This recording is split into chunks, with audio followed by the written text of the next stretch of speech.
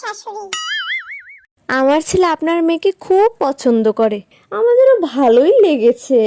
প্রত্যেক দিন এত সম্বন্ধ আসছে না, তারা নিজেরাই কত কিছু দিতে যাচ্ছে।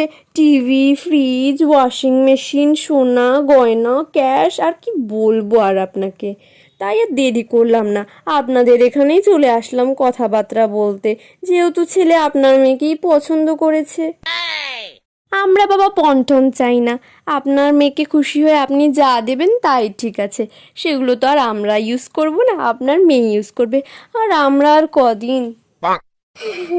সবই তো বুঝলাম, কিন্তু কি আর বলি আপনাকে। আমার মেয়ের জন্য যে এত সম্বন্ধ আসছে না, কি আর বলবো আপনাকে।